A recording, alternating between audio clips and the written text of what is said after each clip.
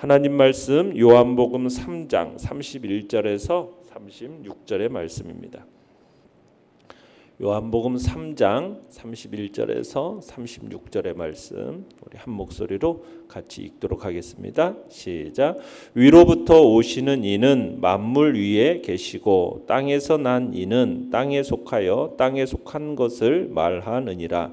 하늘로부터 오시는 이는 만물 위에 계시나니 그가 친히 보고 들은 것을 증언하되 그의 증언을 받는 자가 없도다. 그의 증언을 받는 자는 하나님이 참되시다는 것을 인쳤느니라. 하나님이 보내신 이는 하나님의 말씀을 하나니 이는 하나님이 성령을 한량없이 주심이니라.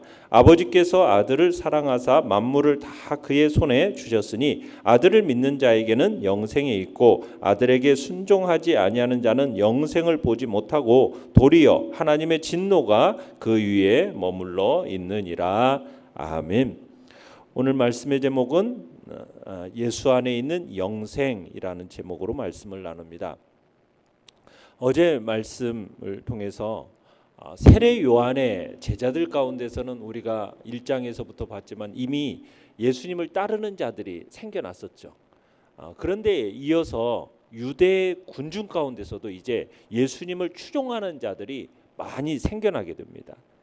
자, 그러자 세례 요한을 추종하던 자들 중에 이제 몇 사람이 이 예수님의 세례에 대해서 이의를 제기하게 되고 불평을 터뜨리게 됩니다. 세례 요한에게 어떻게 보면 이 세례에 우선권이 있다라는 거죠. 그러면서 세례의 정통성에 대해서 누가 정통성을 가졌느냐? 세례 요한이냐? 예수냐? 이런 논쟁이 벌어지고 있는 것입니다. 자, 이런 논쟁과 불평에 대해서 세례 요한은 그 불평을 일축해버리죠. 뭐라고요? 예수님의 사역이 지금 많은 사람들에게 관심을 불러일으키고 있는 이 현상은 도리어 마땅히 여겨야 할 현상이다. 그리고 나는 이런 일에 대해서 기뻐한다라고 하면서 이 불평을 일축시켜버리는 겁니다. 그러면서 이제 세례 요한은 예수 그리스도의 를 소개하는 선구자로서 자기는 광야에서 외치는 자의 소리라고 하면서 어떻게 보면 그의 길을 평탄케 하는 자로서 자신의 임무를 분명하게 직시하고 있었고 또 예수님과 자신은 경쟁 관계가 아니라는 거예요. 그러면서 겸손한 순종의 자세로 세례 요한이 일관했다라는 것을 우리가 지난주에 어제 말씀을 통해서 봤어요. 자, 오늘 본문은 세례 요한이 예수님이 어떤 분이시냐, 예수님이 얼마나 탁월한 우월한 존재이신가를 설명하고 있는 말씀입니다. 그러니까 예수님은 하나님의 아들로서 탁월하신 분이다라는 것을 오늘 본문은 이야기하고 있는 것입니다. 그러면서 이 예수님에 대한 믿음의 여부가 영생과 진노로 이렇게 나누어질 것에 대한 이 선포를 오늘 다루고 있습니다. 내용 관찰 문제 1번 보시면은 하늘로부터 보냄 받은 이와 만물과의 관계는 어떠하다고 말하고 있습니까? 자, 31절을 다시 한번 읽어보겠습니다. 시작. 위로부터 오시는 이는 만물 위에 계시고 땅에서 난 이는 땅에 속하여 땅에 속한 것을 말하느니라. 하늘로부터 오시는 이는 만물 위에 계시나니. 자, 여기서 지금 예수님을 어떤 분으로 얘기하고 있습니까? 위로부터 오시니, 그죠? 하늘로부터 오시는 이라고 얘기하면서 예수님을 땅에서 난 모든 사역자와 증인 위에 계심을 이야기하고 있습니다. 그러니까 땅에서 난 이들은 땅에 속해서 땅에 속한 것밖에 말하지 못한다라는 거예요. 이게 세례 요한의 이 증거의 요지입니다. 그러면서 자신을 예수님과 차별화시키고 있는 거죠.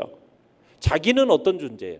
땅에서 나서 땅에 속한, 그래서 땅에 속한 것만 말한다라는 거예요. 그러지만 예수님은 누구라는 겁니까? 하늘로부터 오신 분이기 때문에 하늘에 속한 것을 말씀하시는 분이다. 그러니까 이 세례 요한의 이 증거를 통해서 우리가 분명하게 한 가지 알 수 있는 게 뭡니까? 하나님과 그분의 일에 관한 모든 것들, 일체의 것들은 오직 예수 그리스도를 통해서만 선명하게 구체적으로 사람들에게 알려졌다라는 겁니다. 우리가 요한복음 1장 18절에서 본래 하나님을 본 사람이 없으되 아버지 품속에 있는 독생하신 하나님이 나타내셨느니라. 아버지 품속에 있는 독생하신 하나님, 그분이 누구이십니까? 예수님이신 거예요. 그러니까 하나님과 그분의 뜻이나 계획에 관한 확실한 지식은 누구를 통해서만 얻을 수 있다는 얘기입니까? 예수 그리스도를 통해서만 얻을 수 있음을 지금 이야기하고 있는 겁니다. 자, 35절 한번 읽어볼까요? 35절 시작. 아버지께서 아들을 사랑하사 만물을 다 그의 손에 주셨으니. 자, 하나님께서 이미 모든 것들에 대한 권세를 누구에게 위임하셨다라고 얘기하고 있는 겁니까? 자신의 아들 누구입니까? 예수 그리스도에게 위임하셨음을 나타내고 있는 겁니다. 그러니까 우리가 성경에서 신약에서 손이라는 이 단어가 종종 어떤 의미를 드러내고 있습니까? 힘이에요, 힘. 그러니까 하나님의 손은 그의 권능을 나타내는 거잖아요. 근데 그 모든 것을 예수님의 손에 주셨다라는 것. 이것은 예수님께서 가지신 이 움직이지 않는 지위, 모든 사람이나 사물에 대해서 가지는 예수님의 절대적인 권위, 절대적인 권세, 이것을 지금 결정적으로 확인시켜주는 말씀인 겁니다. 그러니까 하나님은 어떤 분이시냐? 하나님께서 예수님께 하늘과 땅의 모든 권세를, 심지어는 심판하는 권세까지도 다 아들에게 위임하셨습니다. 다 맡기셨어요. 그러니까 세례 요한의 이 증거를 통해서 예수님의 신성, 그분의 신성에 관한 논란이 일어나는 것에 대해서 미리 쐐기를 딱 박아버리는 거죠. 예수님이 누구시냐? 바로 예수 그리스도는 하나님의 아들로서 하나님께로부터 오신 분이요, 위로부터 하늘로부터 오신 분으로서 이 모든 만물에 대한 권세를 가지고 계시는, 절대적 권세를 가지신 분이심을 딱 세례 요한은 선언하고 있는 것입니다. 자, 32절을 읽어보겠습니다. 시작. 그가 친히 보고 들은 것을 증언하되 그의 증언을 받는 자가 없도다. 자, 세례 요한은 지금 예수님께서 하나님께 보고 들은 것을 사람들에게 증언을 하는데, 자, 이것을 사람들이 받아요, 안 받아요? 이것을 받는 사람이 없다라고 하면서 개탄을 하고 있습니다. 그러니까 지금 세례 요한은 유대인들의 이 내면을 아주 정확하게 꿰뚫어 보고 있는 겁니다. 유대인들이 스스로는 나는 아브라함의 자손이네 하고서는 굉장히 자랑을 하지만은 이들은 하나님의 진노를 피하기 어려운 상태라는 것을 지금 본 거죠. 그래서 세례 요한이 그들을 향해서 뭐라고 얘기했었습니까? 독사의 자식들아 라고 하면서 막 저주하지 않습니까? 그러면서 회개에 합당한 열매를 맺도록 촉구했던 것이 세례 요한의 유대인들을 향한 선포였어요. 진리의 증언을 듣고도 거부하는, 계속해서 악의 길로 달려가고 있는 그런 유대인들의 모습을 이렇게 선언하시면서 이렇게 지금 세례 요한은 개탄을 하고 있는 거죠. 어떻게 보면 이런 유대인들의 모습은 오늘 이 시대를 살아가는 또 모든 인간들에게서 보여지는 기본적으로 진리를 거부하고 거짓 것을 따르는 그런 경향이 있음을 보여주는 말씀인 겁니다. 자, 내용관찰 문제 2번을 보시면은 하나님께서 보내신 이가 하나님과의 관계에서 보여주는 특징은 무엇입니까? 자, 33절을 읽어보겠습니다. 시작. 그의 증언을 받는 자는 하나님이 참되시다는 것을 인쳤느니라. 무슨 얘기입니까? 예수님의 증언을 받는 사람들이, 예수님의 증언을 받는 사람들이 하나님을 향해 보이는 반응을 지금 얘기하고 있는 거예요. 그러니까 어떤 사람들이든지 예수님의 이 메시지를 듣고 받을 때 그 사람은 하나님께서 하신 말씀이 진리라는 사실을 믿는다고 확인해주고 동의하면서 입증된다라는 거예요. 그러니까 사람들이 입술로는 수없이 그래 하나님은 참되시다, 나는 하나님은 믿어, 막 이런 식으로 외치는데 정작 예수님의 말씀을 거부하면은 그것은 뭐라는 얘기예요?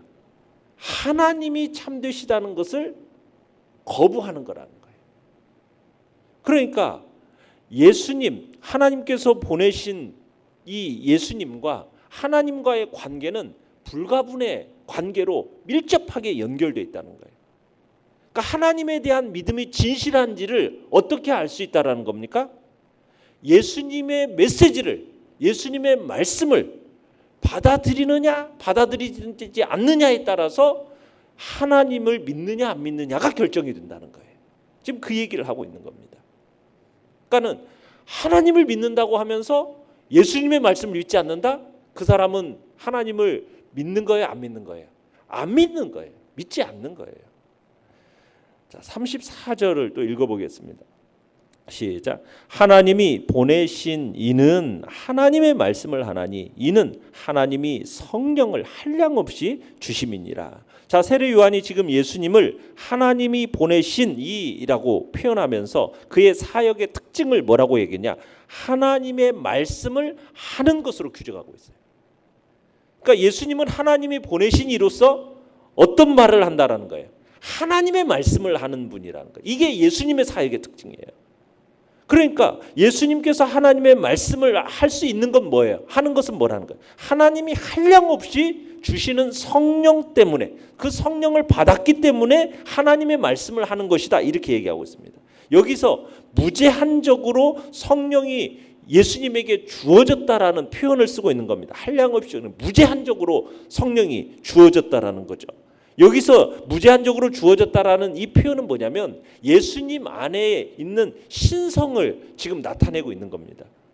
그러니까 예수님이 성령으로 세례를 주시는 분이다라는 것을 알리기 위해서 이런 표현을 쓰고 있는 거예요. 성령을 한량없이 하나님이 주셨다.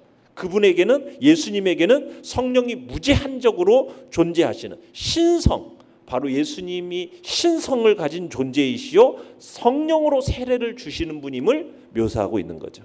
그래서 모든 사람은 예수님을 통해서만 성령 안에 잠기게 됨을 보여주고 있는 겁니다. 그러니까 예수 그리스도를 통해서만, 그죠? 예수님의 말씀을 믿는 자가 누구를 믿는 거예요? 하나님을 믿는 거예요. 그리고 예수님 안에서만 성령의 충만함과 성령의 능력이 나타난다라는 것을 지금 보여주고 있는 것이 바로 오늘 말씀인 겁니다. 연구한 묵상 문제 3번입니다. 영생을 얻는 것과 아들 사이에는 어떤 관계가 있습니까? 여기서 말하는 영생의 본질은 무엇입니까? 자, 영생의 본질이라는 게 뭡니까? 영생이라는 것은 단순히 영원히 사는 것, 여러분 이것만을 의미하는 게 아닙니다. 그저 영원히 사는 것이라고 한다면 그 영원히 사는 것은 지옥불에서도 영원히 사는 거예요. 그것은 영원히 살아간다는 그것에만 의미를 두는 것은 이 영생의 의미가 아닌 거예요. 성경에서 말하는 영생의 본질은 뭐냐? 요한복음 17장 3절에서 얘기하는 것처럼 영생은 하나님과 그의 보내신 자 예수 그리스도를 아는 거다라고 표현하고 있어요. 여기서 안다라는 건 뭐냐면 인격적으로 깊이 아는 겁니다. 그러니까 영생이라는 건 뭐냐? 단순히 영원히 사는 것, 여기에만 초점이 맞춰지는 것이 아니라 하나님과 그의 보내신 자 예수 그리스도와 깊은 인격적인 교제 속에서 영원히 살아가는 것. 성령 안에서 깊은 교제 가운데서 하나님과 예수 그리스도를 진정 알게 되는 그 실제적인 알, 여기에서 우리 인간에게 주어지는 기쁨과 평강이 그 안에 존재하고 그런 삶으로 이끄는 그 삶이 영생이라는 거죠. 그러니까 하나님이 보내신 예수 그리스도를 믿고 순종하는 사람이 이미 뭐예요? 영생을 소유하고 있다라고 얘기하고 있습니다. 그래서 36절을 한번 읽어보겠습니다. 시작. 아들을 믿는 자에게는 영생이 있고 아들에게 순종하지 아니하는 자는 영생을 보지 못하고 도리어 하나님의 진노가 그 위에 머물러 있느니라. 자, 순종하지 아니하는 자하고 그 다음에 믿는 자, 이게 지금 서로 대립시키면서 지금 사용을 하고 있잖아요. 여기서 결국 뭘 얘기해요? 믿음과 순종을 동일시시키고 있어요. 믿음과 순종을. 그러니까 예수님의 명령을 어기거나 그분을 믿지 않는 자들에게는 소망이 없다라는 거죠. 이걸 구체적으로 영생을 보지 못하는 것, 하나님의 진노가 그 위에 머물러 있는 것, 이렇게 지금 이 말씀에서 묘사하고 있죠. 그런 의미에서 예수님은 영생 혹은 영원한 진노의 시금석이 되는 겁니다. 예수님에 의해서 영생을 얻을 거냐, 영원한 진노에 머무를 거냐라는 그 시금석이 되어진다라는 거예요. 예수님을 믿는 사람은 그가 누구이든지 뭘 소유하게 돼요? 영생을 소유하게 돼요. 그렇지만 예수님을 믿지 않는 사람에게는 뭐가 머물러 있다고요? 하나님의 진노가 그에게 머물게 되어 있다라고 지금 선언하고 있는 겁니다. 자, 느낀 점 4번입니다. 천지의 주제이신 아들을 믿지 않고 순종하지 아니하는 자에게는 하나님의 진노가 그 위에 머물러. 그러니까 영생의 반대편에 있는 하나님의 진노를 생각할 때 당신의 마음속에 무엇을 떠올리게 됩니까? 여러분, 진노가 뭘 의미하는지 여기서는 구체적으로 언급되어 있지 않지만 그 모든 사람이 가장 크게 두려워해야 할 형벌입니다. 형벌. 성경은 이것을 가지고 죄의 싹시라고 얘기를 했죠. 이건 어떻게 보면 죽음 이후에 지옥만을 언급하는 게 아닙니다. 이 땅을 살아가는 동안에서도 경험하게 되는 허무와 절망과 근심과 걱정과 염려와 불안과 두려움, 이 모든 것들이 이게 바로 이 하나님 사람이 두려워할 그 형벌에 소속되는 거죠. 한마디로 기쁨도 없고 만족도 없고 미래도 없는 그런 삶을 살아가게 된다는 얘기입니다. 그에 비해서 예수님을 믿는 사람에게는 영생이 약속되어 있어요. 이 영생을 소유한 사람들에게는 세상에 사는 동안에도 뭐예요? 평안과 기쁨과 참 만족을 누리게 된다는 거죠. 그러니까 하나님께서 이 사람들에게는 영원한 천국을 기업으로 또한 있게 하시는 겁니다. 그래서 예수님을 믿는 사람들에게는 금생 이 땅에 살아가는 동안 그리고 내생 영원한 하나님의 나라에 대한 약속이 주어져 있다라는 거죠. 성경은 예수 그리스도의 이름을 믿는 사람들을 하나님의 자녀라고 가르치고 있어요. 그러니까 육의 사람에서 영의 사람으로, 유한한 생명에서 영원한 생명으로의 어떤 변화를 의미하고 있는 겁니다. 그러니까 성도의 죽음과 불신자의 이 죽음은요, 현격하게 다른 거예요. 성도는 고통과 괴로움이 따르는 이 인생의 경주를 마치고 나면은 어떤 나라가 기다리고 있습니까? 영원한 나라, 기쁨과 평안이 넘치는 낙원이 우리에게 주어지는 거죠. 반면에 불신자들에게는 무엇이 기다리고 있습니까? 고통과 번뇌가 기다리는 영원한 불꽃으로 들어가게 되는 것입니다. 그러니까 예수님을 믿는 것과 안 믿는 것에는 엄청난 차이가 있는 거예요. 이 예수님을 믿는다는 것이 얼마나 커다란 행운인지를 우리는 느껴야 되는 거죠. 예수 그리스도가 없는 사람들은 이 땅을 살아가는 동안도 절망과 그리고 이 땅을 살아가는 동안 근심과 걱정 속에서 그 마음에 평안이 없는 두려움 속에 살아가는 그런 존재로서 결국에는 영원한 절망을 향해서 전속력으로 달려가고 질주하고 있는, 그게 바로 믿지 않는 이들의 모습인 겁니다. 그러에 비해서 우리는 예수 그리스도로 말미암아 이 땅을 살아가는 동안 하나님과 그의 아들 예수 그리스도와 깊은 인격적인 교제를 통해서 그분으로 말미암아 주시는 참된 평강과 참으로 삶의 의미 속에서, 그리고 주님이 주시는 그 기쁨을 누리면서, 그리고 그 기쁨과 평강이 영원히 사라지지 않는 그 천국을 향하여서 우리는 달려가고 있는 삶. 이 두 가지는 전혀 다른 삶이라는 거죠. 그래서 우리가 예수 그리스도를 믿느냐 믿지 않느냐는 어떻게 보면은 너무나도 중요한 문제인 거예요, 이 땅에서. 그래서 우리가 예수 그리스도로 말미암아 얻게 된 이 영원한 생명에 대해서 우리는 감사하는 삶을 우리는 살아야 될 것이고, 예수 안에 있는 이상 이 땅의 그 누구보다도 우리는 행복한 사람이라는 것을 잊지 말고, 우리는 주님이 주시는 그 풍성함의 역사, 그리고 그 영생의 참된 복을 누리는 복된 자리로 들어가시길 바랍니다. 그에 비하여 믿지 않는 이들은 겉으로 보기에는 막 세상적으로 잘 사는 것처럼 보이지만 그 마음속에는 끊임없는 불안과 두려움과 근심과 염려와 절망 속에서 결국에는 영원한 절망을 향하여 질주하는 그들이 얼마나 불쌍한 존재인지를 영적인 눈으로 볼 수 있는 그런 눈이 우리에게 필요함을 또 우리에게 가르쳐주고 있는 것입니다. 결단과 적용 5번입니다. 당신이 이 영생을 소유했다면 하나님의 진노 아래 있는 영혼을 위해 자신이 할 수 있는 일을 결단하도록 합시다. 우리가 이제 새생명 전도 축제를 우리가 놓고 기도하고 또 사람들의 영혼을 또 올려놓고 그들을 위해서 기도하며 나아갈 때 이들의 이 삶의 자리가 어떠한 자리인지를 우리가 마음속으로 새기면서 또 그들을 오늘도 하나님 앞에 그들의 영혼을 올려놓고 기도하고 또 주님께로 이끄는 일에 우리의 마음을 쏟겠다라는 그런 결단이 우리 안에 있기를 간절히 바랍니다. 오늘의 기도 같이 읽겠습니다. 시작. 내 평생에 예수 그리스도를 날마다 더욱 알아가는 풍성한 삶이 되게 하소서. 아멘.